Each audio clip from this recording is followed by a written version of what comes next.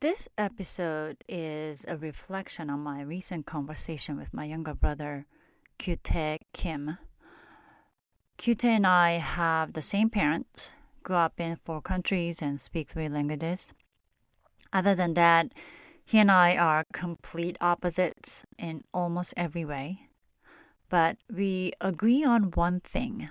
For our kids growing up in the US, having one true home language, English in our case, matters more than speaking many. We talked about how language shapes who we are, how we parent, how we connect at work, and how we find belonging. So we only teach English to kids. We do not teach them Korean or Japanese. Here are the reasons. Reason number one, identity and expression come from one true home language. I speak English, Japanese, and Korean, and each tied to a different part of me. Japanese is emotional, Korean logical, and English professional.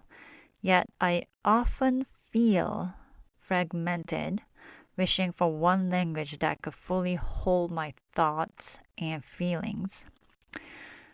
I speak three languages fluently, but I have never met anyone who can truly share all three with me. Sometimes that makes me feel a bit isolated and alone.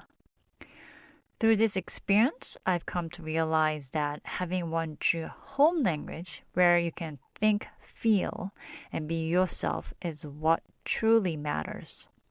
Real fluency in one language builds identity, emotional depth, and authentic connection.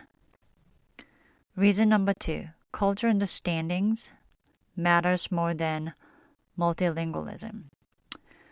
Language alone doesn't create belonging. You can speak fluently and still miss the culture.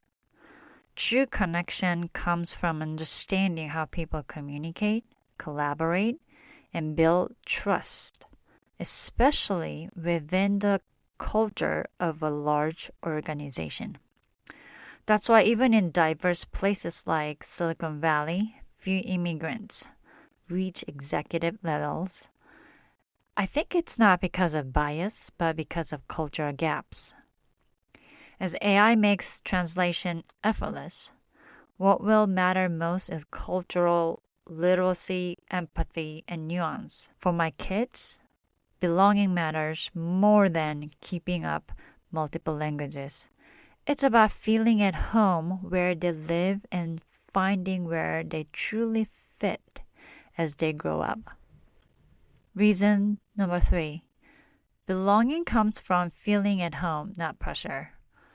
For children growing up in the US, feeling English as their home language helps them belong and feel at ease in their community.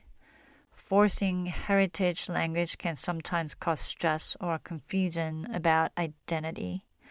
When curiosity arises through culture, music, or friendship, learning happens naturally. I believe parents should prioritize belonging and self expression in the language of where they live. Other language can come later by choice, not pressure. I think it's perfectly fine and perfectly acceptable for parents to speak their heritage language with their children if that is the language parents feel comfortable using. However, children should not be forced to learn it. I've often seen parents speaking to their kids in one language, let's say language A, and the kids reply in language B, and the parents quickly correct them, asking them to respond in language A. I'm sure it always comes from a good place. Parents just want to give their children the chance to learn more than one language. But I've been on the other side of that as a child. I remember people telling me I should speak language A, B, or C depending on where I was, who I was with. I never felt completely comfortable with that. As a child, it wasn't really a choice. It was just what felt right in that moment. I was just being myself.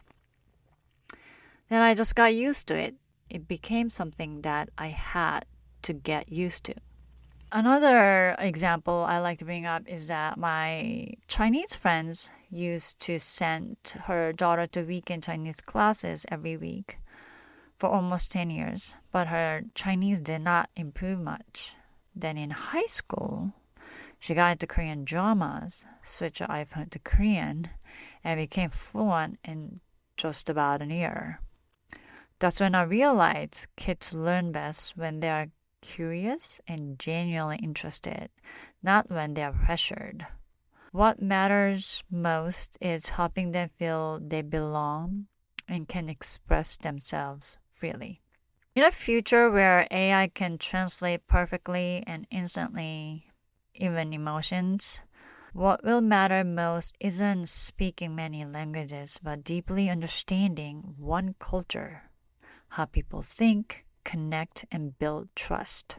What will set us apart won't be linguistic skill, but emotional depth and cultural understanding, the ability to express who we are fully, honestly, and creatively in one home language that truly feels like our own. That, I think, is the language of belonging. Thank you for listening.